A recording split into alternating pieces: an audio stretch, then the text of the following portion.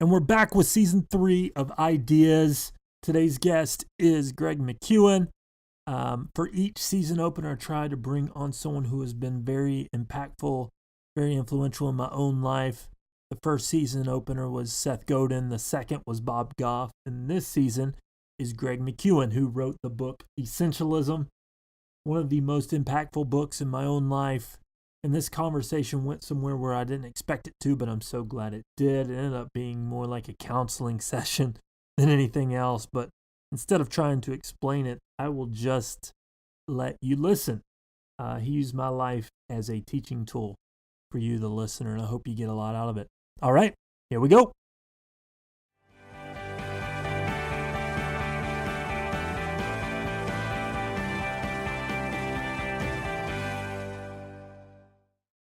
All right, today's guest is Greg McKeown. He is a business consultant, one of the most popular writers for the Harvard Business Review and LinkedIn's influencer group, and is the author of the book that he's here to talk about today, Essentialism, The Disciplined Pursuit of Less, one of my favorite books. Greg, thank you so much for coming on the show. It's a pleasure to be with you, Adam. And I just really wanted to start off by not only congratulating you on the success of the book, but also just personally saying thank you for writing it. I think the year it came out was 2014, and in 2014, my priorities were out of whack. My schedule was out of whack, so much so. I think I've mentioned this on my blog before, but never on my podcast. I ended up having a panic attack. Thought I was having a heart attack after that time in my life. You know, they tried to put me on medication, was on that for a short time, but a friend recommended your book months later, read it, and it really helped get my life in order. So in a way, you saved my life. I don't know if people have ever told you that, but in my opinion, that's what you did for me. So I just really thank you for writing the book. Well, what a compliment, and what a statement about the challenge that's before us. I've never been sure that I wrote a great book, but I do feel like it addresses a great issue, a great problem, and tries to shine a light on how we might differently in the future. And kind of telling you about my story and hearing the stories of many others, it's impacted a lot of people. But I wanted to also ask you at the beginning of the show here, going back to when you decided to write Essentialism, and I've written a book. I know it when you're doing it, you're all in, and it takes a few years' time. It's no easy task. So there's that. But Essentialism, correct me if I'm wrong, is it your first book or is it? I count it as my first solo book. Okay. I collaborated on a previous book, and I did some other things, some other writing, but yeah, I think about it as my first proper solo book. I mean, that for you being your first book, what do you think that was? Was it your own discovery of what had worked in your own life? Was it seeing the need for people getting back to time, energy management, priority management? What was it really that made you to decide to spend not only all that time writing this book, but it being your first major book? Well, I mean, first of all, I was observing what was going on in organizations I was working with. I noticed a predictable pattern in companies in Silicon Valley where I was working and learning. And I noticed that in the early days of a company's history, they would be focused on, well, first of all, they'd just be focused. They find the right idea at the right time. They would have enough clarity to be able to go from phase one, which is clarity, to success. Clarity is so generative, it's so causal that it would align teams and help them to be able to achieve the very few goals they had set for themselves. And so success followed clarity. So clarity led to success. Success, I observed, came with an increase of options and opportunity, which sounds like the right problem to have, but it does, in fact, often turn out to be a problem.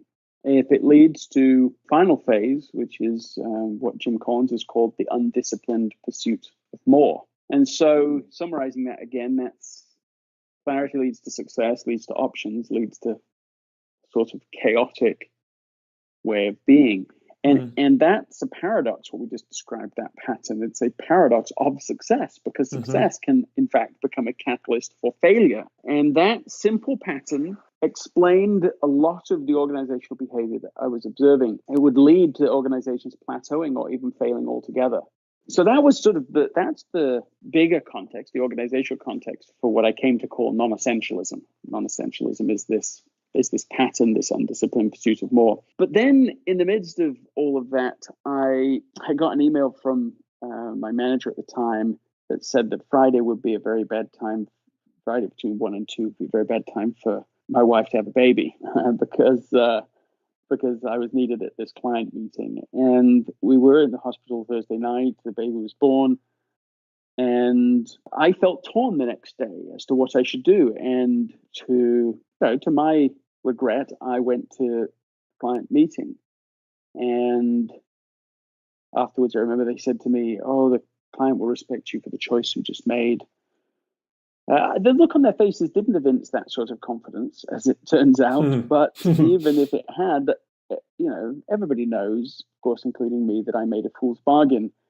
And what I learned from that lesson was that if you don't prioritize your life, someone else will. Wow.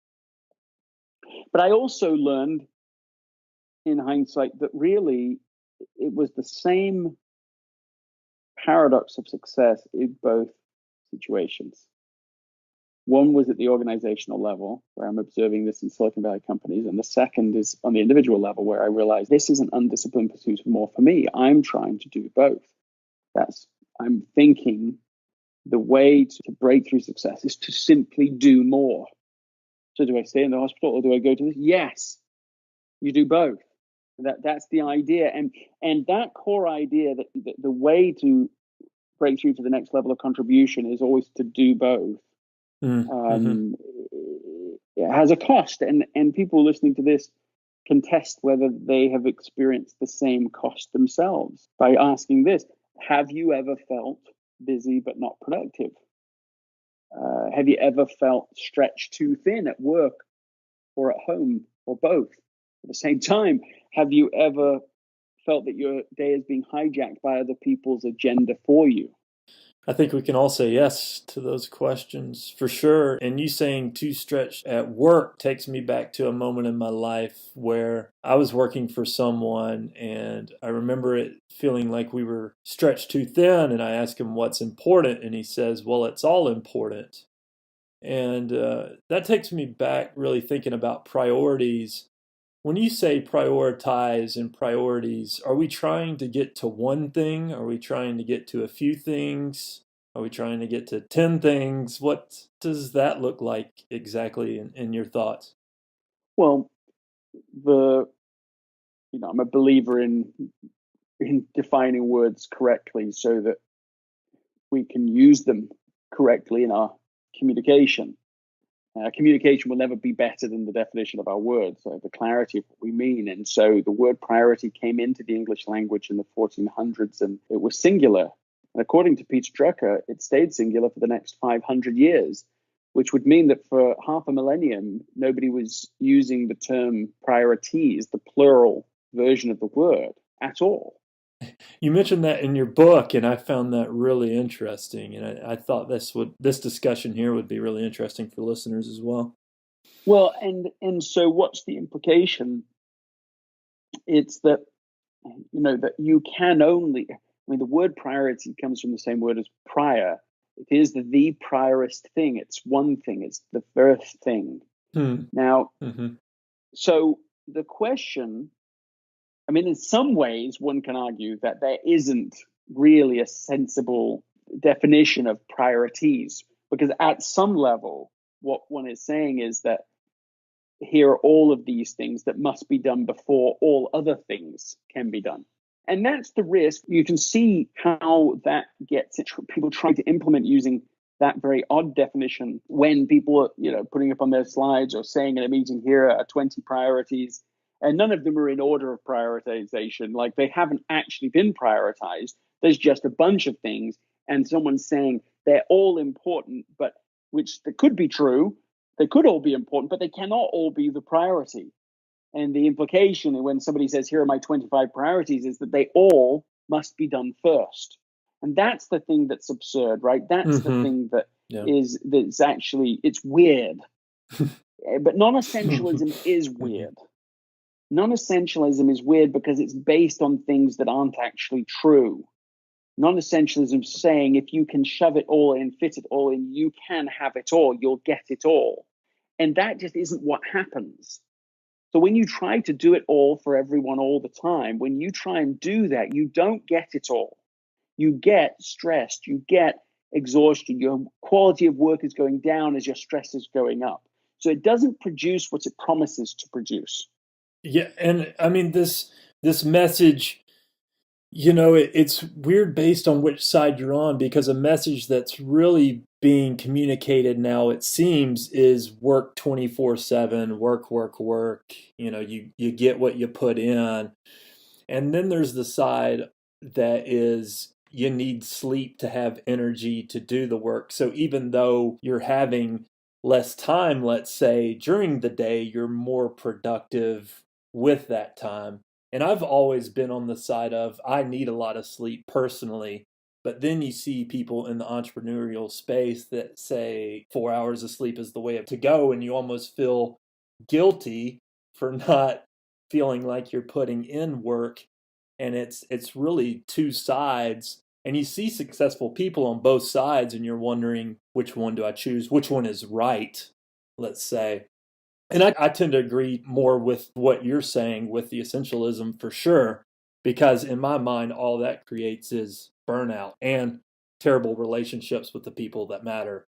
The thing to me that matters most in life are those relationships. I mean, you see that as well, right? Those two camps right now at this point in 2018 as we speak, that's what's going on. Well, yes, I mean, the camps are, to give them names, it's non-essentialism, and their proponents are non-essentialists, and essentialism as the antidote to the problem, and their proponents who are essentialists. These are materially different ways of seeing the world, and as a result, a significantly different way of seeing relationships, and also significantly different way of seeing ourselves. So these are not incrementally different. They're Hmm. really significantly different ways of seeing the world. And it's so much so that I've found that after somebody has read Essentialism, if they're not careful, what they're going to do is try to act out what they've read. They say, okay, this is a different strategy. This is an alternative. This is how I want to operate. And they will then go and try and interact and communicate with people who are non essentialists without really knowing they are. And they're speaking two different languages. There's a huge difference. I underestimated this when I wrote the book. And so what I found is you have to introduce the language. You basically have to become a deliberate advocate, even as you're just exploring how to become an essentialist and trying to start the process. Just you don't do it on your own. You've got to introduce the language. You've got to say, okay, listen, I've been reading these ideas, this book.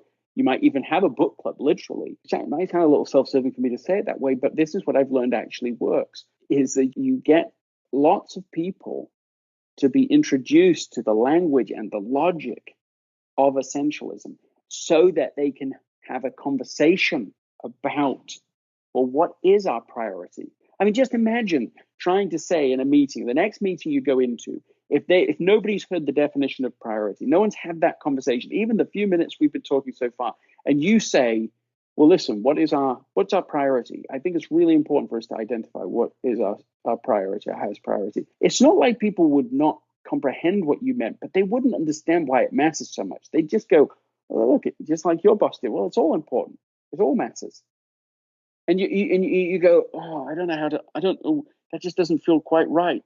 Something's wrong here, but I can't articulate it. Mm-hmm. That's what essentialism is trying to help people with, is giving people that language. So my suggestion to people in general is don't try to become an essentialist on your own. Don't try and do it in a solo thing. Make it a social thing. Get people on board. Get your boss on board. Not to implement essentialism, just to read it, learn about it together, so that the conversation can take place. That's, I think, what we want to start with.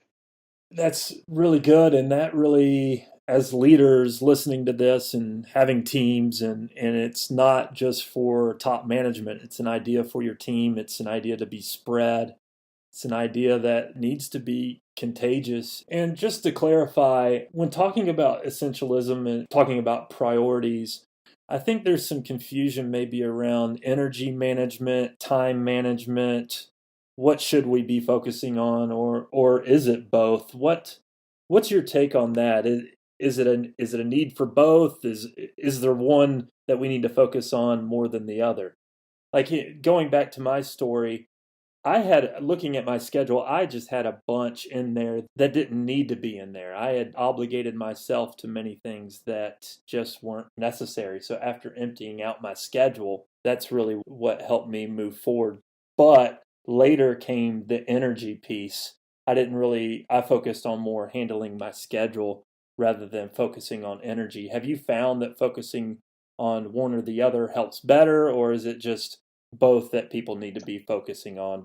Yes, I'm actually curious about your story. Do you mind if we just double click on that? Like, what was the first thing you did? Like, tell me exactly how did you come like, who gave you essentialism? How did you come across that? And then what did you do next? So going to my story, I run a business and then my online business as well, and so I made a bunch of obligations to things that, looking back, but seeing that they weren't getting me to my goals, and so I'm a recovering people pleaser, and I said yes a lot more than I should have, rather than saying no. And going through that, a friend that is interested in self development had purchased the book. I think your book came out in 2014. In the summer, he gave it to me. In the fall, I was able to read it. But your book helped clarify as far as some other things that I could get rid of, and then also focusing on the energy needed to implement the things in my life that I could. And I was a people pleaser. I'm still a recovering people pleaser. Learning how to say no is one of the most difficult things in my life still. But, I'm always working on that. And that's how your book helped me. Yeah, it sounds like it introduced or reaffirmed a message of an alternative path. The way I hear you saying it, it's still a real struggle for you.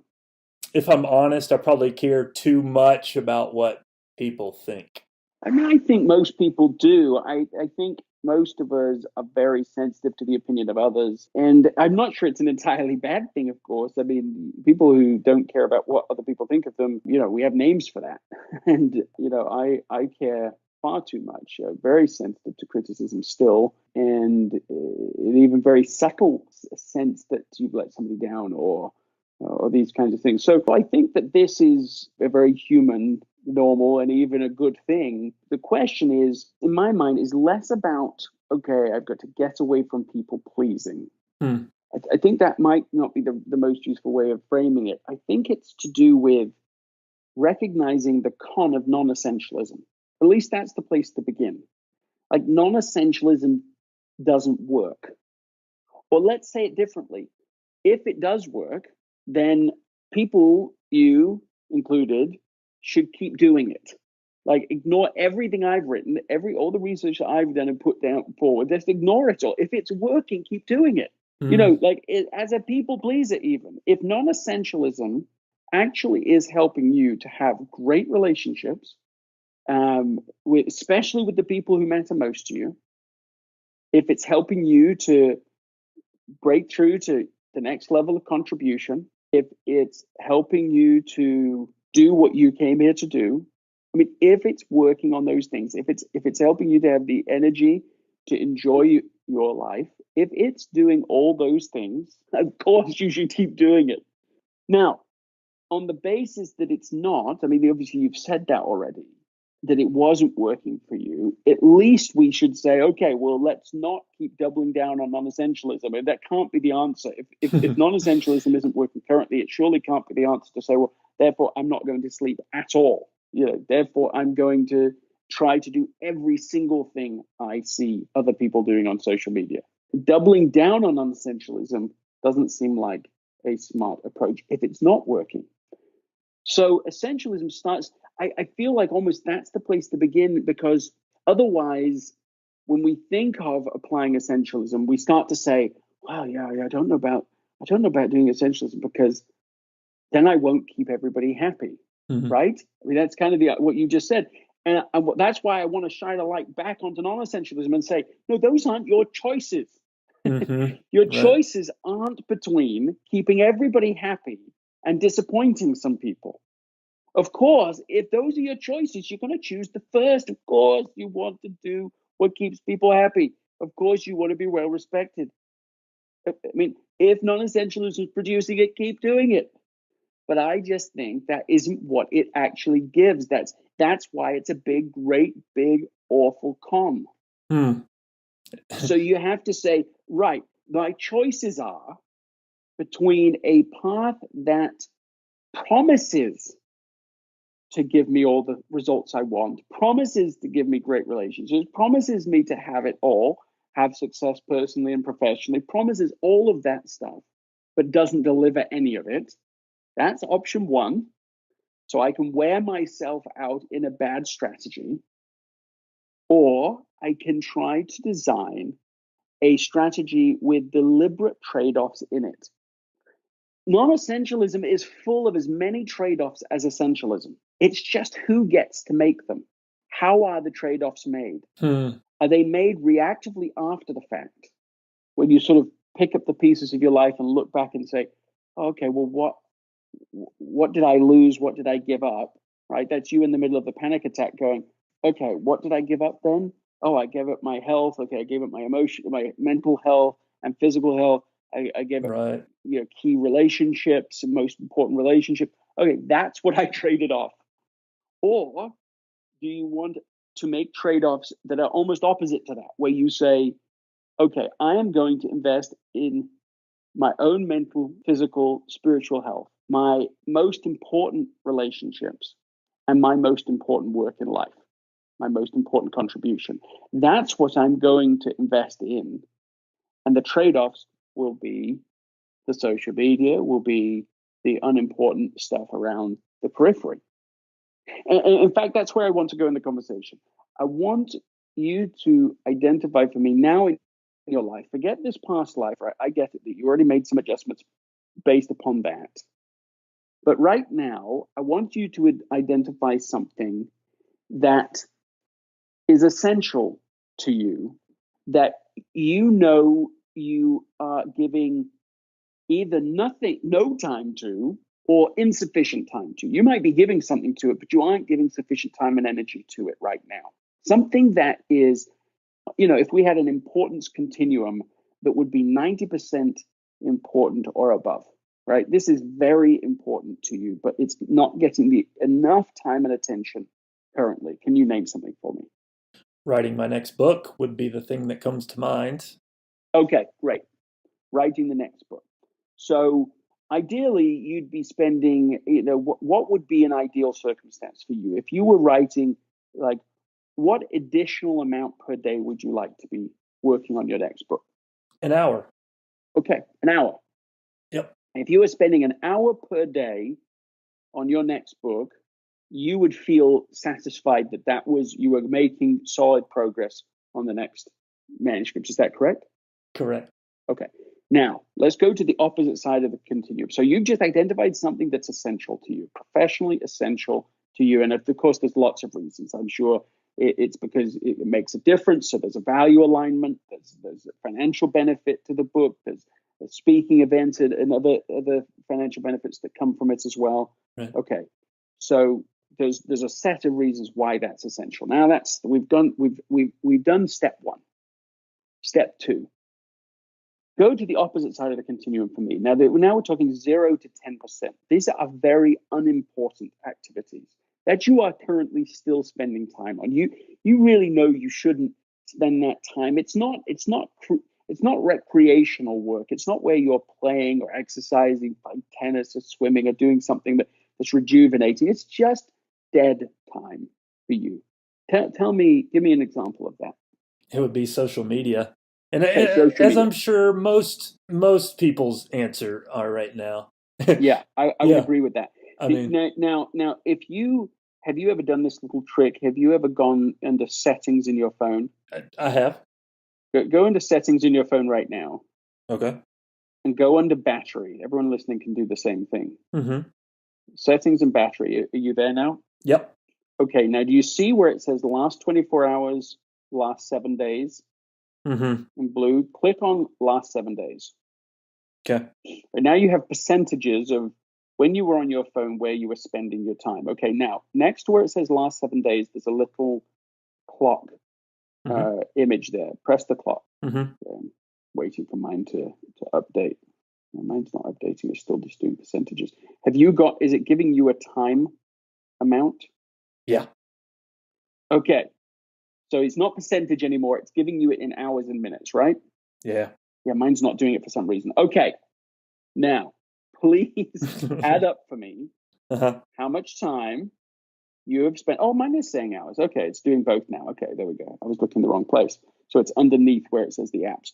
Add up for me the amount of time you have spent on social media in the last 7 days. 6.5.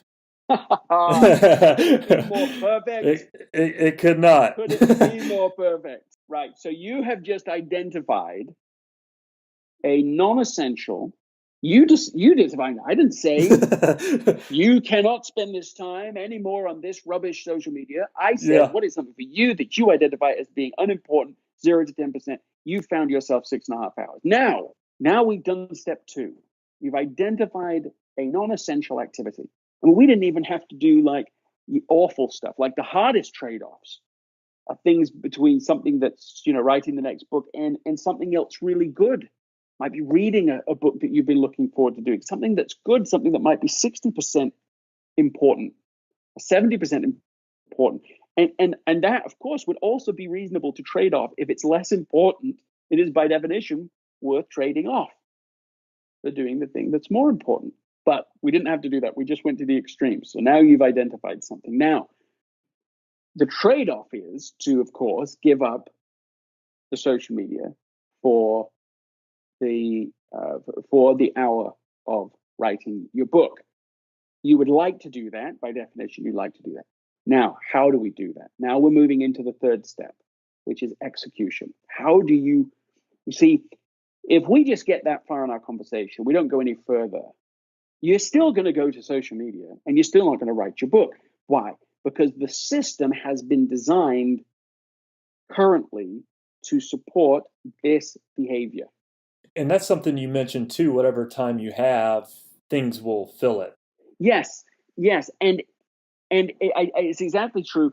But I'm trying to make a particular point, which is that there is a system in our lives that support the current habits that we have. There are systems. Oh, Now, yes. the systems that exist for social media for you include billions of dollars that have been spent by, I assume Apple, in this case, to design a phone that goes everywhere with you, that is easy to use, that's interactive, that's colorful, and so on. Right? Like there's an enormous amount of effort, an enormous amount of money building a system that makes you. And that's just sort of the hardware and the software, not the services, not the apps themselves, right? That's whatever apps social media are talking about, they're spending billions of dollars trying to make it addictive, trying to build a system that makes it as effortless as possible for you to check social media.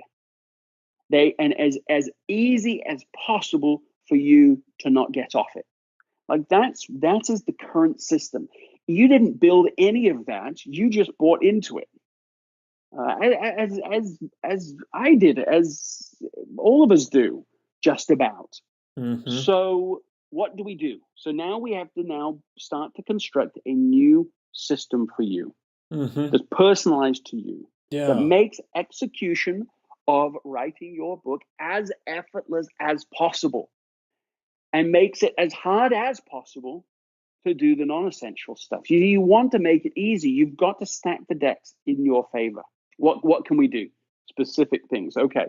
So I would advocate to you that first thing you need to do is create a kind of visual chart of your successes. So you can celebrate every time you spend 1 hour on your book instead of an hour on social media.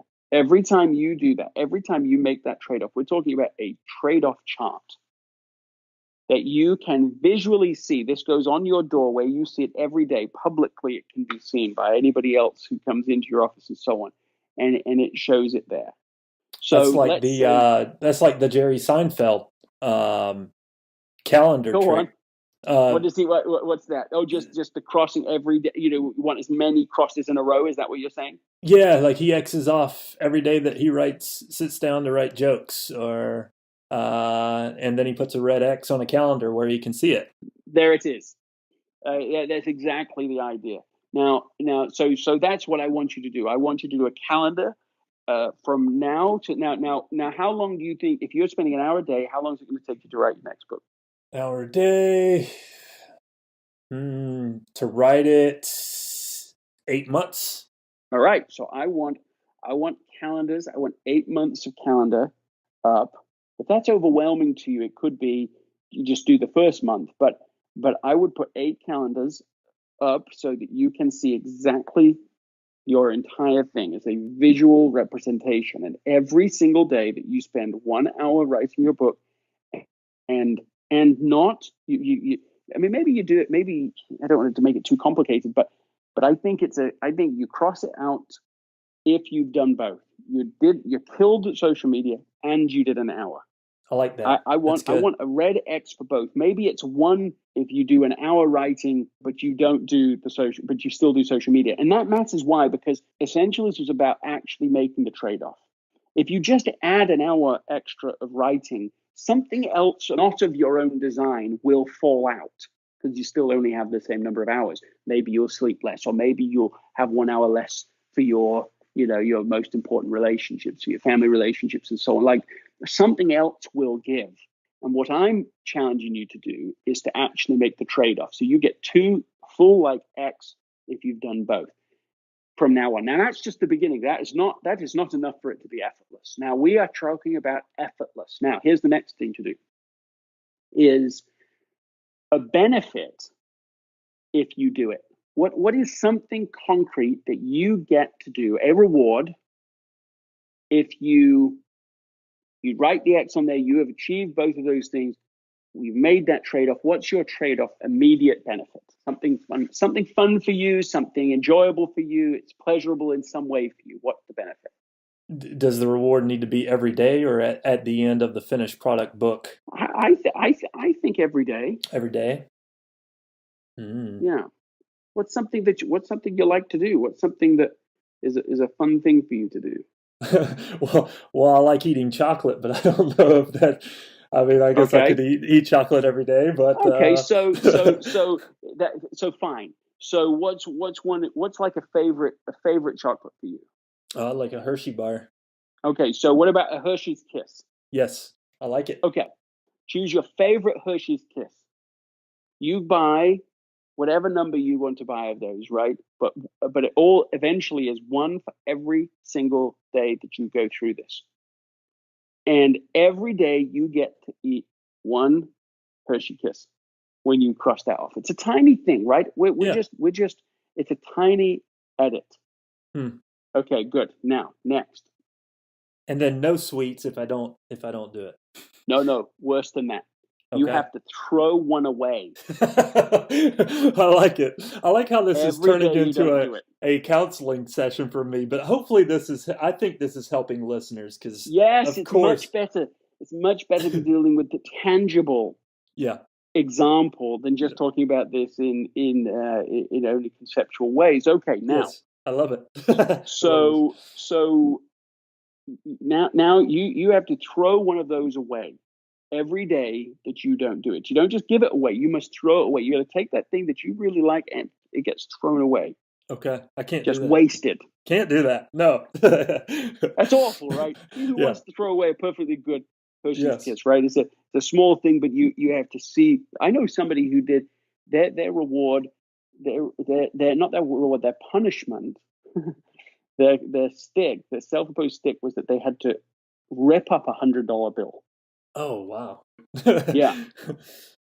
And maybe would that motivate you? I'm just giving you another example of something. Mm-hmm. You could have it up on the wall. Every day you don't do it. Any day you don't do it. You have to take that. I mean, I really like it for you. I mean, maybe the Hershey's, it depends which one is stronger for you. Which one's stronger?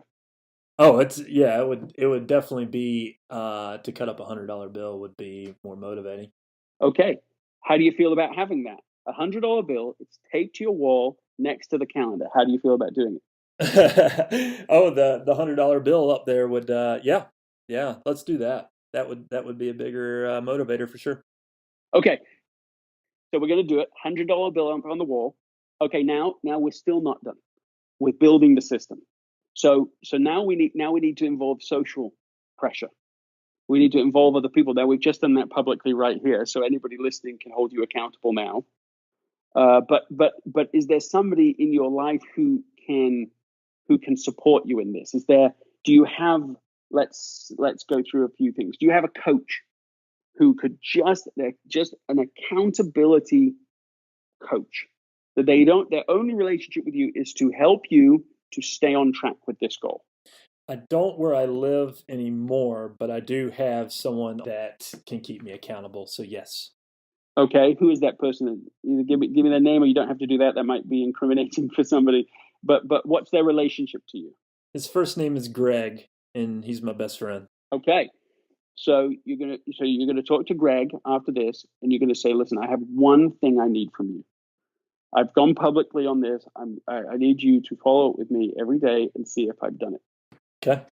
every day. That's what I need you to do. I'm gonna ask one favor of you, one big favor, and you're gonna follow up with me every day to see if I've done my hour. Accountability. It works. Um, Yeah.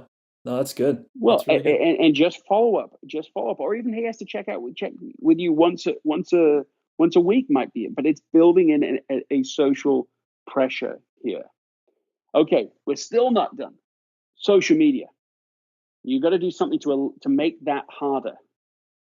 So, can you take off your social media off your phone? I can. I knew you were going to go there. Are you I'll willing do to do it. it? I am. I am Okay. willing to do it. So eliminate it all off your calendar. And all the I mean, people not off listening your. can email me about it and make sure I did it. So there That's you right. go. They can hold you accountable too. Um, okay, let's just wrap this for a second. This example, and let's break it down one more time. What we just did. There are 3 steps to becoming an essentialist, and you must repeat them many times over. It's a cycle. We must explore what is essential. We must eliminate what is non-essential.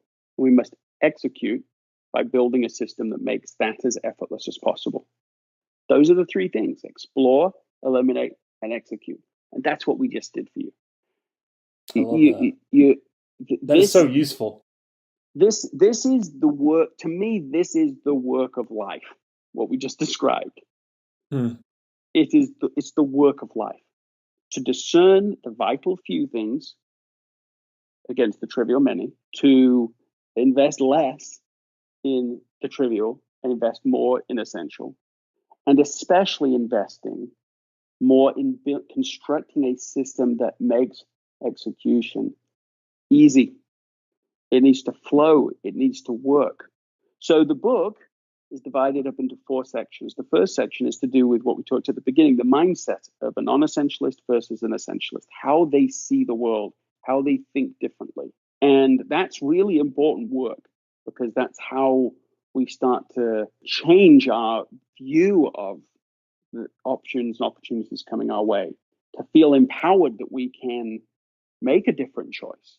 So that's the first part. The second part is several chapters all about how you can explore what's essential, how you can try to make sure that you're discerning this. We've just identified one example, but of course, a life as an essentialist means you must continue to do the process. Right? The third section of the book is about how to eliminate, how to gracefully eliminate when you're talking with other people, when you're working even with yourself. And the fourth section is chapters that you can apply to what is to how to make the system work for you and for what you've identified as mattering most. And that was perfect how you set that up. And I like how you said it's the work of life because for me it wasn't a once and done thing. It was something that I am constantly revisiting. And that's what you found as well, correct? I mean, it's something that we are always pruning and looking at. And I mean, how often would you say that people need to revisit this? The language is important. It's a disciplined pursuit. Yeah. The disciplined pursuit of less but better. So it's an ongoing process. It is endless. It isn't peripheral. It isn't occasional. It isn't once a year. It's the work of life. Perfect. It's the my best friend growing up, Sam, was always, his room was always organized, his closet always organized. Mine felt much more cluttered, and I spend time at his house. I'd go and stay over at his place, and then by the time I'd get back to my room, and I'd be all motivated. Okay, I'm going to clear out my closet. I'm going to organize all my cassette tapes like he has. And I would spend hours trying to do that. And then it would never look like his looked. And finally I said, okay, how do you do it? And he said, a little irritatingly, he said, I hardly spend any time on it at all. I thought, well, how is it possible? He's got this order and very essentialist room and closet and everything. And mine's a mess. And yet I spend all this time trying to do it, and he's not spending any time. And it's because he had a daily habit around what he was trying to do. His daily habit is the key to actually implementing this. So I think what we're talking about, is a daily process. We've got to daily look at our lives and say, okay, what today can I make a trade-off about? The daily trade-off. What's the thing that I need to, so it's non-essential I need to say no to, it's essential I need to say yes to, and how can I try and tilt the odds in my favor? So that even if I feel lazy today, I'm still going to do that thing. Because it's easy, because the consequences are bigger if I don't, and fun if I do. That's what we have to do. It's not about, I talk a lot about discipline. It's embedded in the title, Disciplined Pursuit of Less. But that doesn't mean that we have to knuckle our way through, force execution. That's the wrong idea. Actually, it's a very non-essentialist idea that the only way to make anything happen is to just force it. And essentialism is saying, no, the way to do it is you don't force it, because you use your energy in a different way. You use your energy, instead of directly trying to execute something, you use your energy to build a system, a process, a way of working that then executes the system. It executes the thing you're trying to get done. You're building an execution machine rather than yourself trying to go and trudge and make that thing happen. And so that's those are some additional thoughts. That's all really good, and we could talk forever on this, but I think that's a perfect way to wrap this up. And Greg, thank you again for coming on the show and talking through my own life with me, and that's great. And I think listeners got a lot of value out of that as well to apply in their own lives. And the end thing here is we all need to take action and execute it. It's great to listen to these podcasts and talk about ideas, but it really takes people implementing these practices, these principles in their own life to actually see a difference. And again, the book is Essentialism, The Disciplined Pursuit of Less. One last question for you, Greg. Where would you like to send people to find out more about you and your work? They can go to gregmckeown.com and sign up for the newsletter if they're interested in my occasional updates and information. But really, honestly, what I think is, either go back to the book if you've already read it, or read it with some people around you. To me, that's how we're going to really be on the same page. I'm grappling and struggling with that, and that's what I would want other people grappling with. It's just reading it and trying to apply it. Beautiful. Thanks again, Greg, for all these great ideas. Adam, it's been a pleasure. Thank you so much. Thank you for tuning in. I hope you got something out of these ideas. Go ahead and subscribe so you don't miss an episode.